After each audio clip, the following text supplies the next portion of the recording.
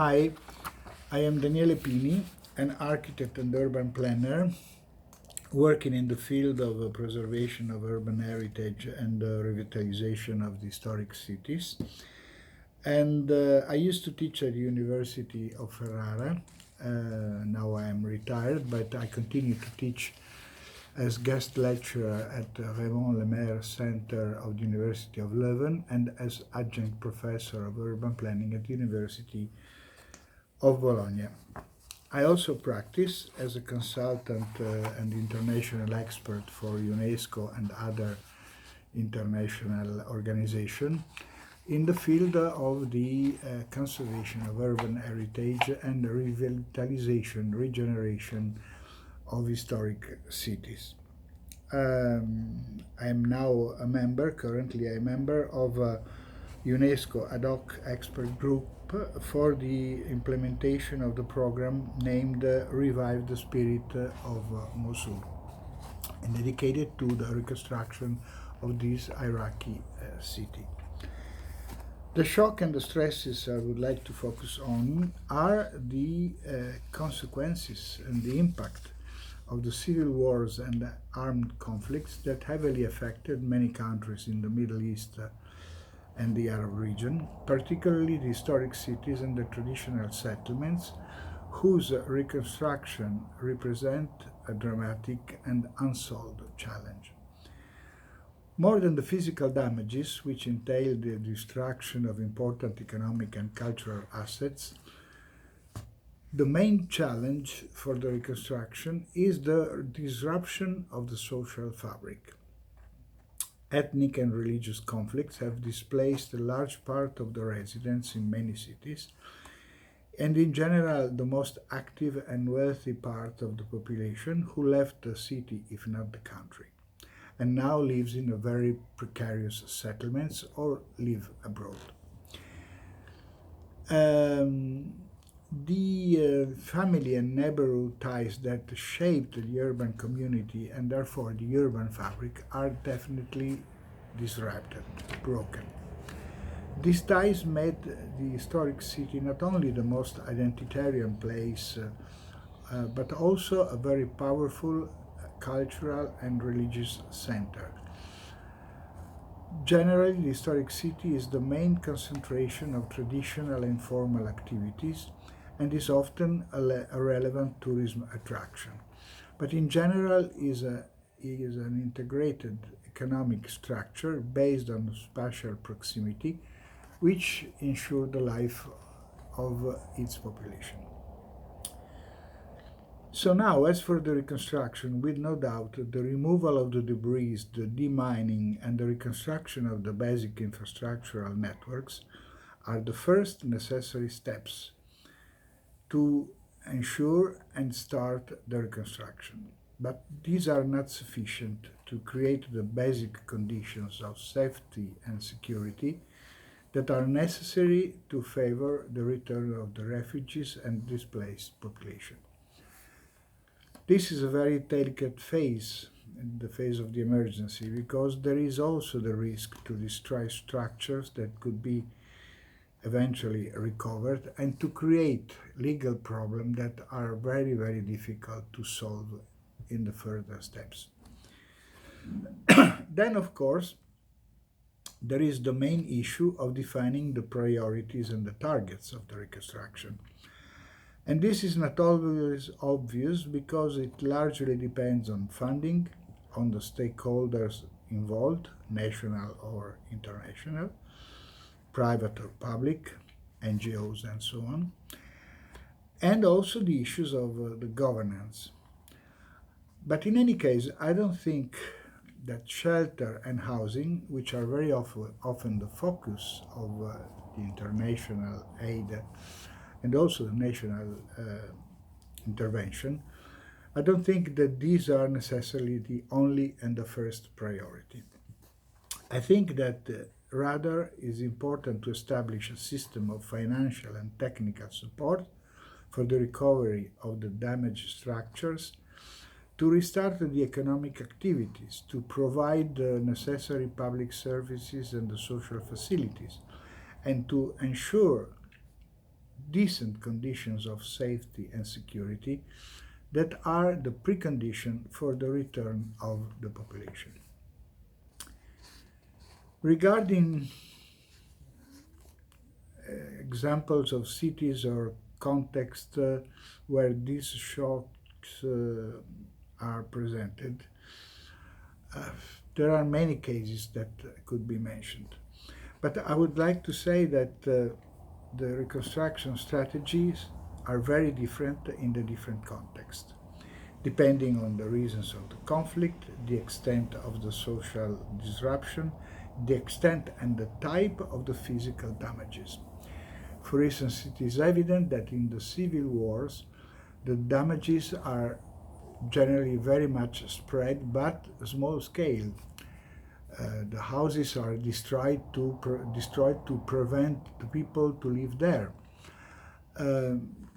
Whilst in the wars, more conventional wars, the effects of the bombing may be of very different nature. They are more concentrated but much more destructive. Based on my direct observation and the work and some working experience, it is clear that any kind of reconstruction strategy it's a very long-term process. It implies in any case a considerable change in the population. You have to be very clear, even if the target is always to return the refugees and to favor the coming back of the previous population.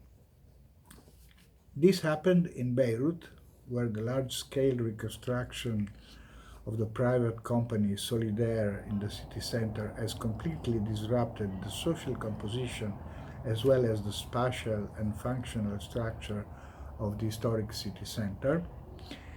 But it happens also in Sarajevo, where a more,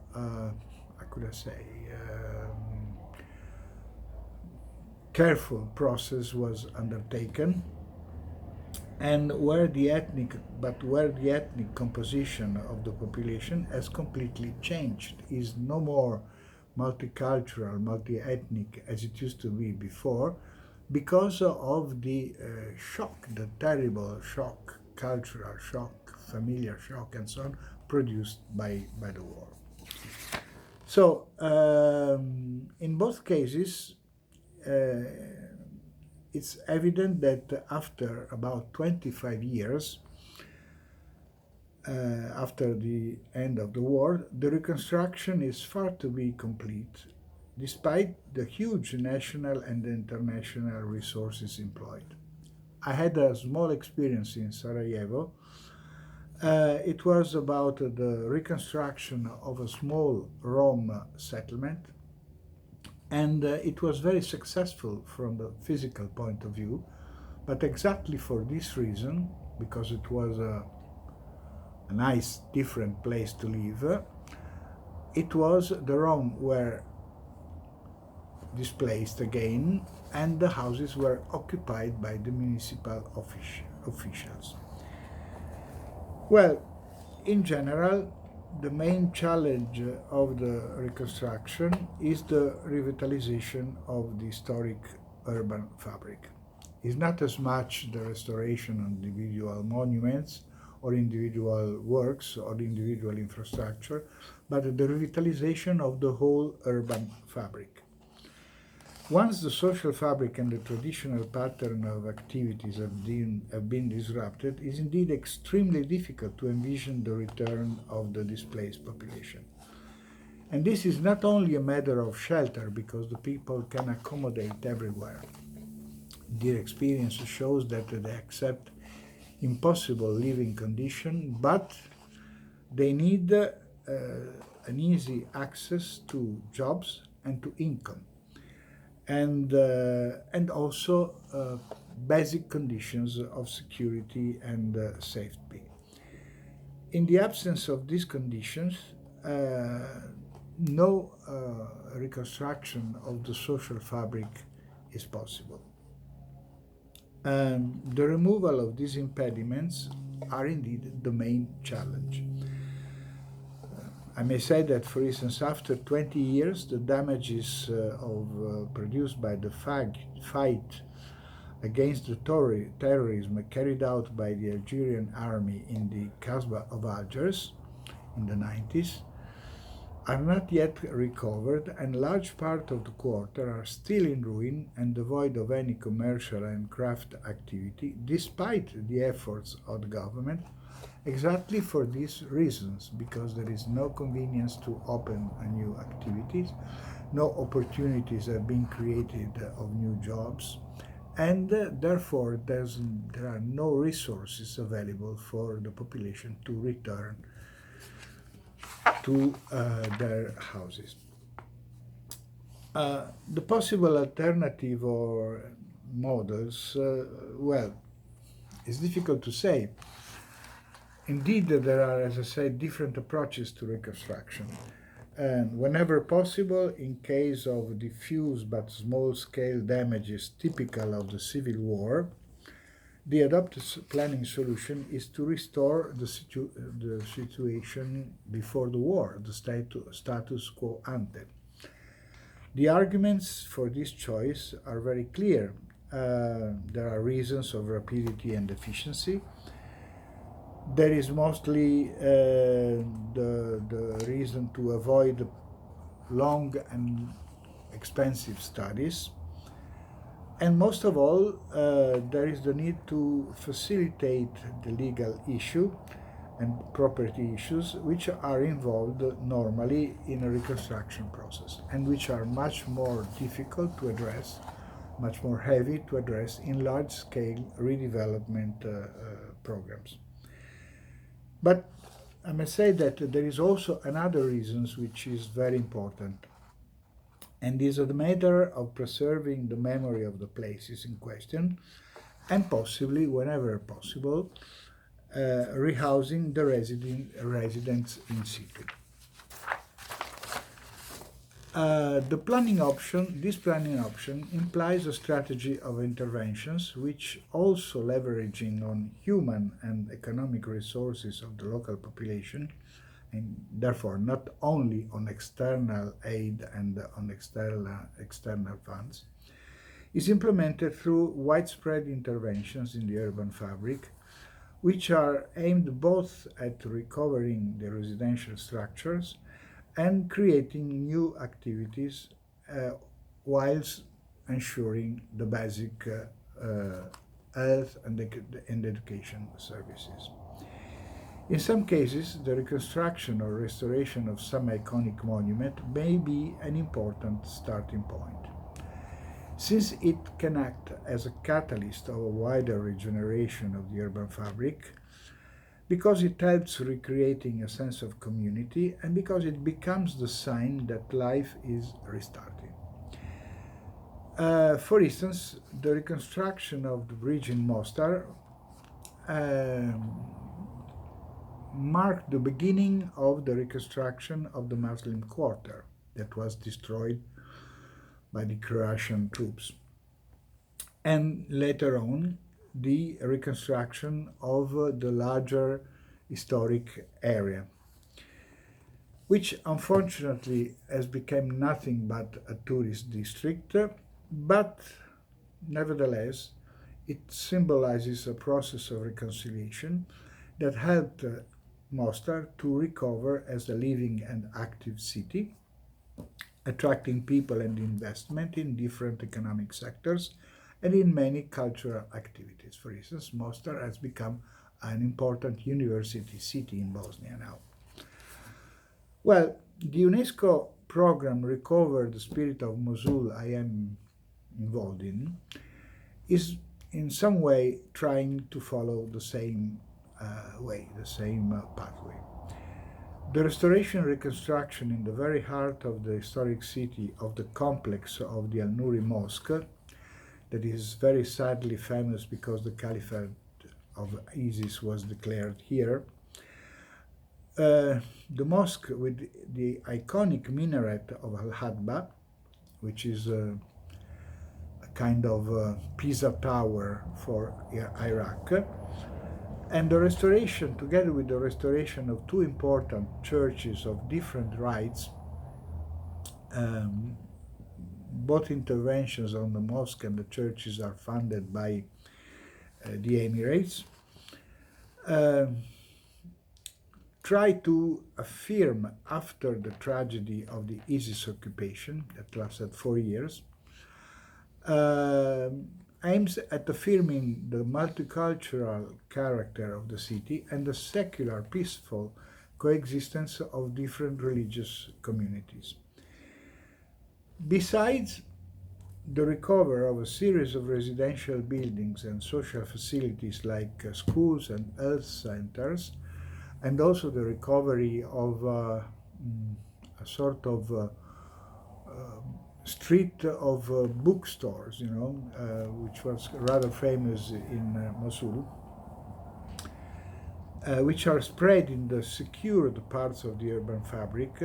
And this intervention, funded by EU, will hopefully help attracting other investment, reviving step by step the historic city, which is currently almost dead.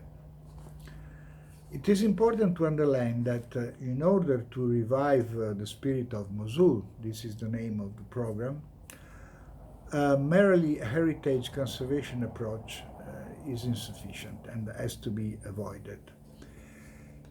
While it has to be rejected, large-scale redevelopment projects that are proposed by local and international private investors, aiming at a modernization of the city according to the models of the Gulf cities like Dubai or Doha. In both cases, the heritage conservation approach and this kind of modernization would definitely prevent the reconstruction of the social fabric that should necessarily start with the return of the thousands and thousands of people who left the city.